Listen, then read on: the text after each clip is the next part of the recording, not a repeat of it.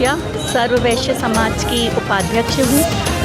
आज विवेकानंद जयंती के उपलक्ष्य में मैराथन दौड़ का प्रोग्राम रखा गया, जो बहुत सफल रहा। और सबसे बड़ी खुशी की बात यह है कि इसमें लड़कियों ने जो बढ़ चढ़ कर हिस्सा लिया वो बहुत ही सराहनीय था। मैं विवेकानंद जी के लिए 4 पंक्ति बोलना चाहती हूँ।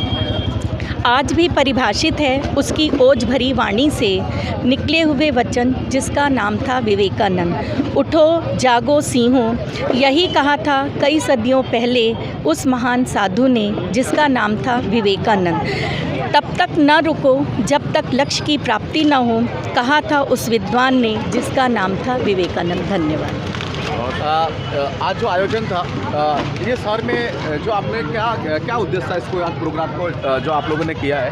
विवेकानंद जी ने अपने उद्बोधन से देश, समाज और दुनिया के सामने में भारत की संस्कृति और पद्धति को एक नया विचार दिया था। एक युवा जोश लोगों के अंदर में, भारतीय जनमानस के अंदर में पैदा किया था।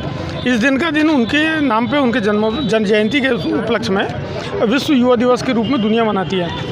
इसी विचारधारा से हम राष्ट्रवादी विचारधारा वाले लोग और सर्व वैश्य कम्युनिटी वाराणसी की जो इकाई है, सर्व वैश्य महासम्मेलन वाराणसी की जो इकाई है, इसने इस दिवस के ऊपर में अपनी युवा इकाई की घोषणा भी की है।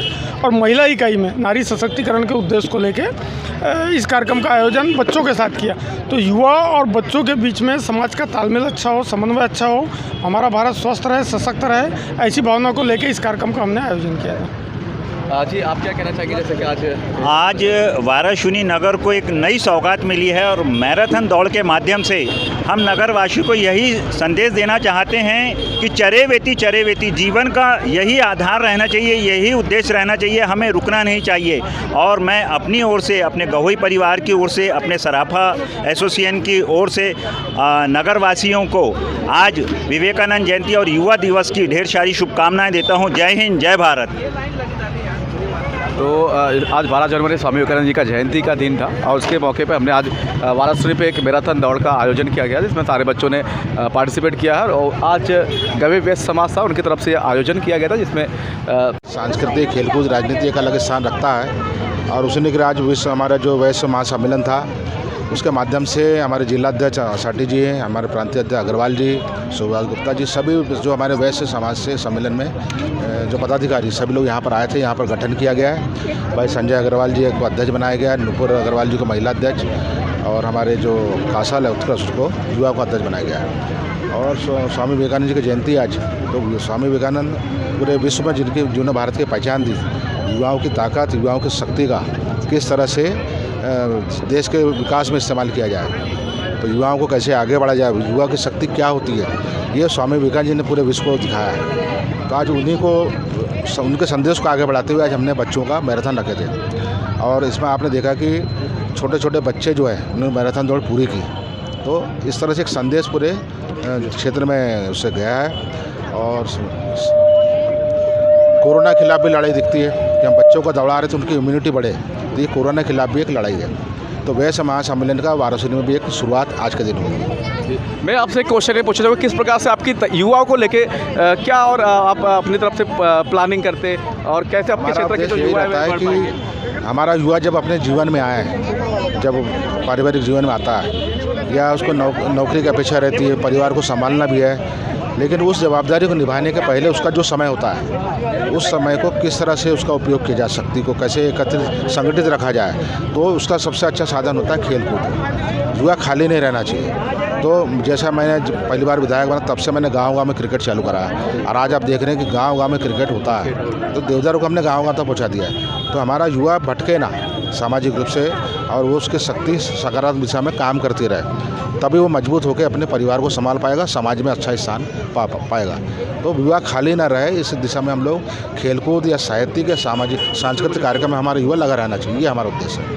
तो मैं इस समय थे इस क्षेत्र के जो विधायक हैं प्रदीप जायसवाल जी, उनसे मेरी बातचीत चल रही थी। हालांकि जो 12 जनवरी का दिन है स्वामी विवेकानंद की जयंती के ऊपर पे आज मौके पे हर अलग अलग जगहों पे ऐसी जो एक्टिविटीज़ है, चाहे वो फिजिकली हो, वो देखने को मिलता है। कैमरामैन नवद, इस वक्त हूँ वाराणसी से करीबन 4 किलोमीटर पर, जहाँ पर एक जो केप के तरफ आता हुआ एक ट्रक वो पलट गया है। हालांकि जो अब धान खरीदी का समय है चल रहा है इस वक्त में, इस जगह पे इस रोड की भी हालत आप देख सकते हैं कि उस जगह पे एक ट्रक के अलावा कोई आने जाने के लिए नहीं है, रोड इतनी ख़राब है। हालांकि अब जिस प्रकार से ये घटना यहाँ पर घटी, इससे लेके अब ये सवाल उठता है कि क्या आप अगर इस ट्रैफिक के ऊपर एक जहाँ की कैपेसिटी नहीं है उसके ऊपर अगर इतने हेवी ट्रक अगर जाएंगे तो इस प्रकार की घटनाएं होना है। तो कहीं ना कहीं अब ये है कि ये जो अभी के जिस जगह पे मैं मौजूद हूँ ये आपका खापा जो केप है केप नंबर 1 उसके पास में करीबन 400 मीटर की दूरी पर खड़ा हूँ। और अब सीधे तौर पे आप देख सकते हैं किस तरीके के साथ ये जो ट्रक पलटा है, मैं इस जगह पे जा रहा हूँ सीधे तौर पे। इसकी हालत आप देख सकते कि ये देखिए पूरा इसका स्टीयरिंग जो है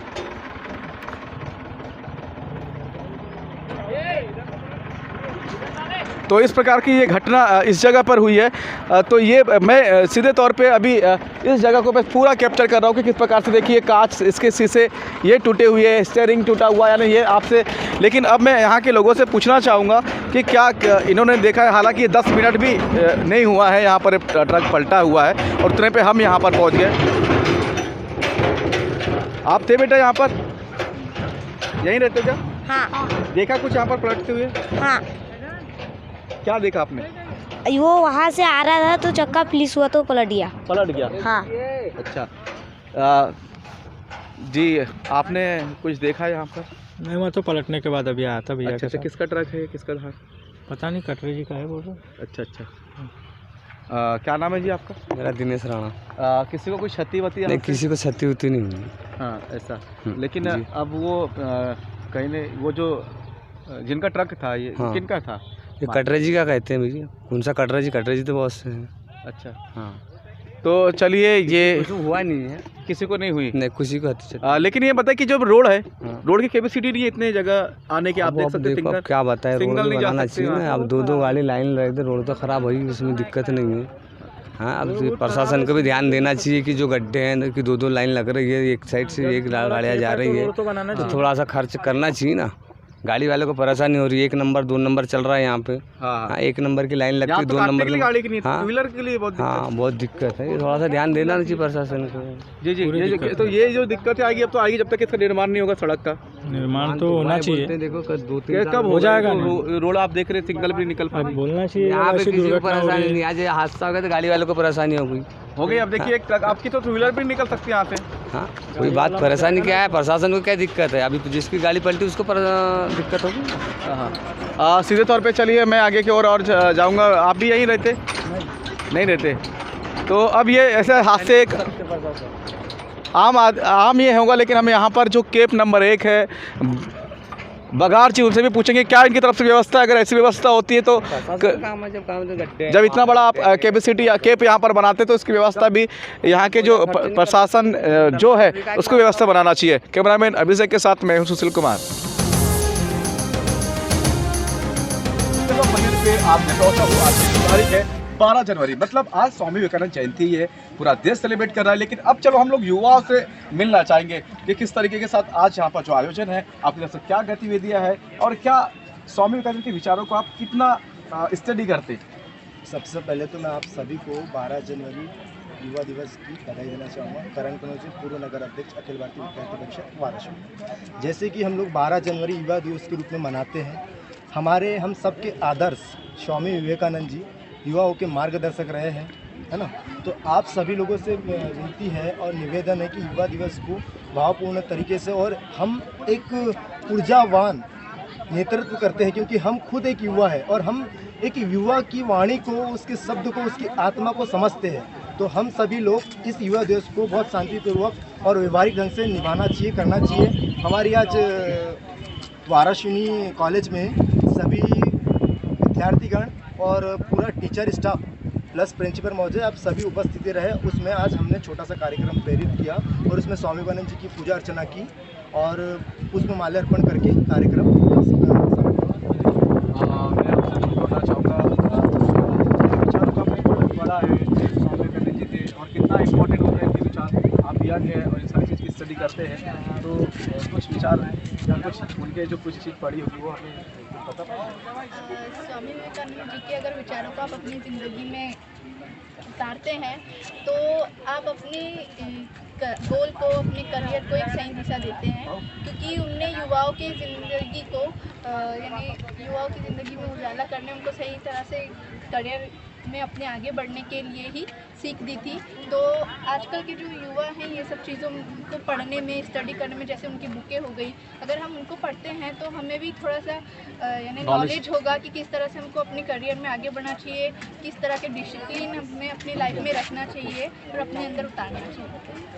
तो किस तरीके से मैं अपने शंकर पटेल महाविद्यालय पे था और उनका हम लोगों ने ओपिनियन जाना है कि किस तरह से स्वामी विवेकानंद के जो विचार है वो आपको लाइफ को बदलता है और काफ़ी जो ऊर्जा है होती है उनको पढ़ने से हमारी लाइफ पे उतरती है। और शायद अगर नहीं पढ़ा है तो मैं चाहता हूँ कि एक बार स्वामी विवेकानंद को पढ़ लेना चाहिए, उनके विचारों को देख लेना चाहिए और शायद निश्चित ही अगर आप पढ़ते हैं तो मुझे लगता है कहीं ना कहीं आप अपने गोल को, अपने करियर को कहीं ना कहीं उनके विचारों के माध्यम से एक ऊंचाई तक जरूर पहुँचाएंगे। कैमरामैन एमबीसी के साथ मैं हूं सुशील कुमार।